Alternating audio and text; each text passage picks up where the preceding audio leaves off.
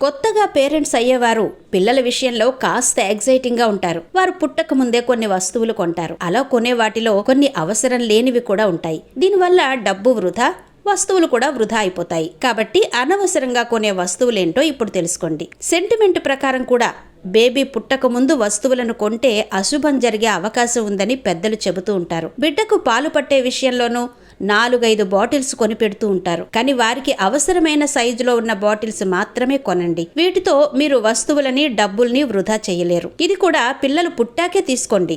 నిజం చెప్పాలంటే మన ఇంట్లోని టబ్స్ కూడా వాడొచ్చు. వారికి మీకు సౌకర్యంగా ఉన్న వాటిని పుట్టిన తర్వాత చూసి తీసుకోవడం మంచిది.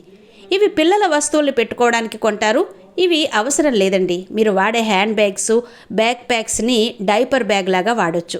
వీటిలో పిల్లలకి సంబంధించిన వస్తువులన్నింటినీ పెట్టుకోవచ్చు. అదేవిధంగా పుట్టిన వెంటనే పిల్లలకి బ్యూటీ రొటీన్ అవసరం లేదు.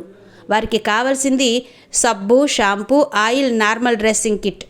ఇవి కొన్నిసార్లు హాస్పిటల్స్ కూడా అందిస్తాయి. కాబట్టి వెంటనే వారికి ఏవేవో క్రీమ్స్, పౌడర్స్, లోషన్స్ కొనొద్దు. అదేవిధంగా బొమ్మలు కూడా కొంటూ ఉంటారు. అయితే పుట్టాక ఎలాగో చూసేవారు ఏవేవో కొని తెస్తారు. వాటిని చూశాక అప్పుడు మిగతావి మీ దగ్గర లేనివి తీసుకోవడం మంచిది.